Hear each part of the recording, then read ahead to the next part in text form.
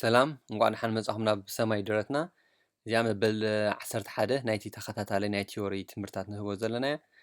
ትምህርቲ ምዝዋር መኪና ሕጂ ኣብ ናይ ክስታይ በፂሕና ኣለና ናይ ትራፊክ መብራህትታት ኩላህና ንፈልጦ እዩ ቁሩብ ጥራይ ምትዕርራይ ወይ ከዓ ኣብ ግዜ ሓደጋ ወይ ከዓ ኣብ ናይ ትራም ዘለዎ ከባቢ ከመይ ንጥቀመሉ ንሪኦ ኢና በታ ቀዳመይቲ ክንጅምር ኢና እዚኣ እታ ቀንዲ ናይ ትራፊክ መብራህቲ እያ ኩላህና ንፈልጣ ቀያሕ ቢጫ ቀጠልያ ቀያሕ ኩሉ ግዜ መኸልከሊት እያ ዋላ ኣብዚ ዝመፅእ ክንሪኦ ኢና ምሓዙ ክጥዕመና ቀይሕ ተሎ ዋላ ብሊንክ ይግበር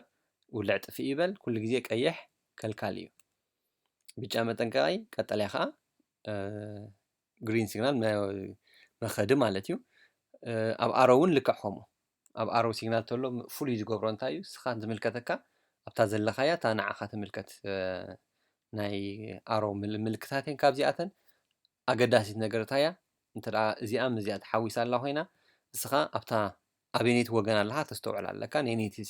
መብራህቲ ከዓ ትከታተል ማለት እዩ ካልእ ትርጉሙ ግን ኩሉ ሕደ እዩ ጥራይ ኣንፈት በቲ ኣሮ ዝህቦ ዘሎ መሰረት ክትከይድ ኣለካ እዚኣ ንሰብ ብሽክለታ እያ ትኸውን ናይ ብሽክለታኻ ናይ በይኑ መስመር ስለ ዘለዎ ንኣሽቱ እየን እተን መብራህትታት ንዐኦም ከኣምልከታ ማለት እዩ ምስኦም ጥራይ ንሕና ክንወሃሃድ ኣለና ምናልባት ጌጋ ኣብቲ ናይ ትራፊክ ድዩ ወይ ኣብቲ መደብ ኣገባብሮኦም ንክልቴና ቀጠልያ ይህበና እንተሎ ክንሕልዎም ኣለና ሰብ ብሽክለታ ማለት እዩ ዝበዝሐ ግዜ ኣብታ ብላይንድ ስፖት ትበሃል ዘይተረአ ቦታ ክፀንሑ ስለ ዝኽእሉ ሰብ ብሽክለታ ብገለ ክመፁ ስለ ዝኽእሉ ተጠንቂቕና ክንዝውር ኣለና ማለት እዩ ናይ ኣጋር ቀጠልያ ሕለፍ ማለት እያ ቀያሕ ጠጠው በል እዚኣ ከዓ ናይ ሲግናል ናይ ኮሌክቲቭ ትራፊክ ናይ ፓብሊክ ትራንስፖርት ማለት እዩ ኣውቶቡስ ወይ ትራም ወይ ከዓ ትሪክ ስለዚ እዚአን እንተሪእና ላዕሊ ስቶፕ እያ ብኣ ክንሕዛ ኣለና ምናልባት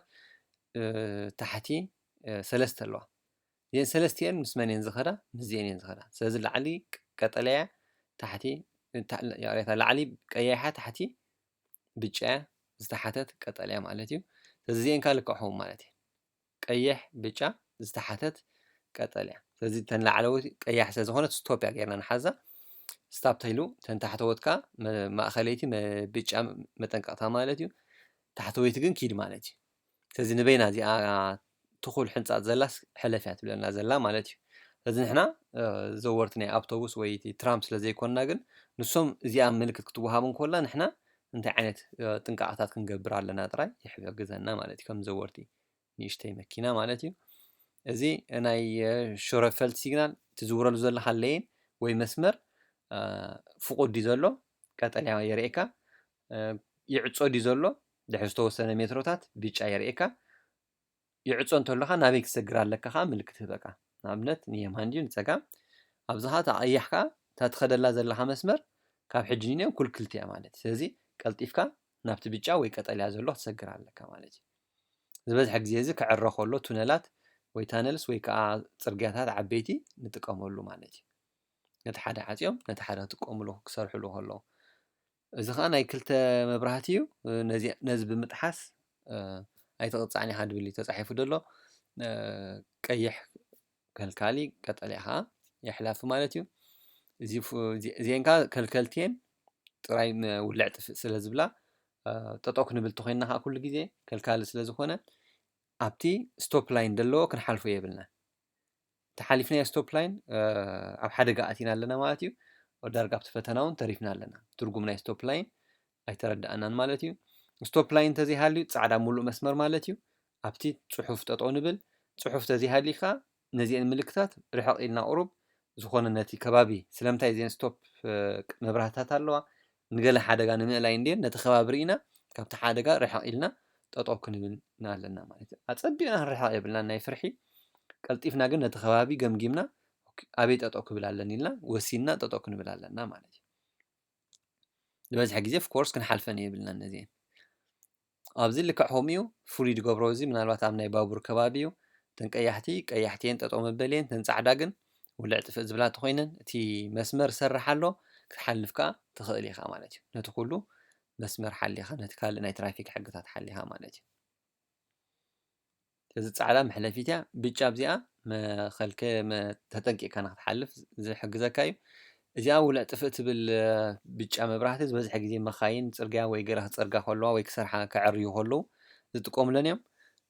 ናብቲ ኣንፈት ናይቲ ብጫ መስመር ድማ ሒዝና ንኸይድ እቲ መስመር ዕፁብ እዩ ዘሎ ንሕና እንታይ ንገብር ብማዕዶ ምስ ረኣናዮ እዚ ናብቲ ኣሮው ዘመልክተሉ ዘሎ ንኣብነት ንየማን ድዩ ንፀጋም ናብኡ ሰጊርና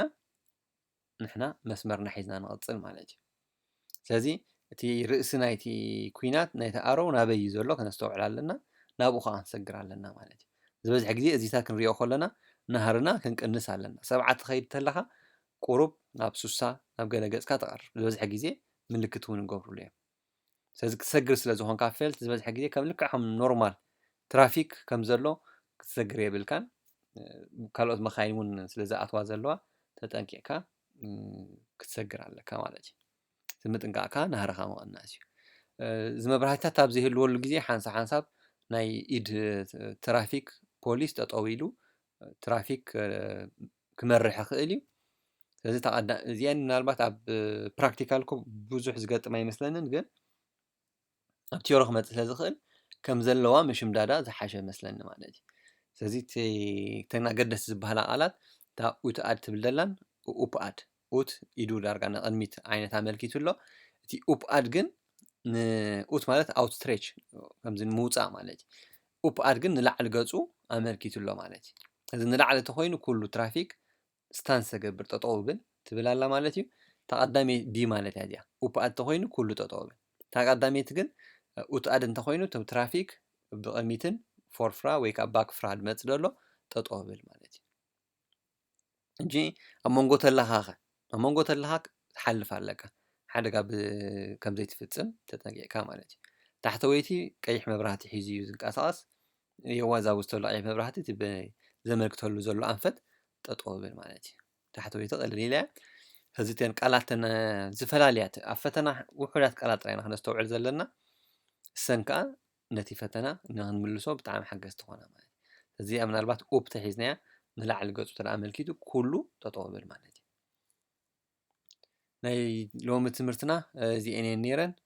ናይ ቲዮሪ ትምህርቲ በዚ ንውድእ ኣለና ማለት እዩ ተን ቲዮሪ ክንብል ከለና እቲ ምልክታት ማለት እዩ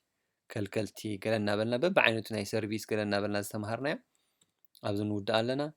እቲ ፕራክቲካል ክንቅፅሎ ኢና ፕራክቲካል ማለት ከመይልካ ኮፍ ትብል ከመይልካ ሃይዌይ ትዝውር ከመይልካ ካብ ሓደ ሌን ናብ ሓደ ትቕይር እንዳናሃርካ ከለኻ ከመይልካ ናብ ሓደ ሃይዌይ ተኣቱ ወይ ሞተር ቫይ ከመይልካ ተኣቱ ነዚታት በብሓንቲ ተን ዘሸግራ ንብሎ እንዳረኣና ክስታይ ክንገብሮ ኢና ማለት ስለዚ እቲ ናይ ቲዮሪ ግን 11 ቪድዮ ሰሪሕና ኣለና 11 ቪድዮ ማለት ኩሉ እቲ ቲዮሪ ሸፊንናዮ ማለት ኣይኮነ ኣብቲ መፅሓፍ ዘሎ ወይ ኣብቲ ሕግታት ዘሎ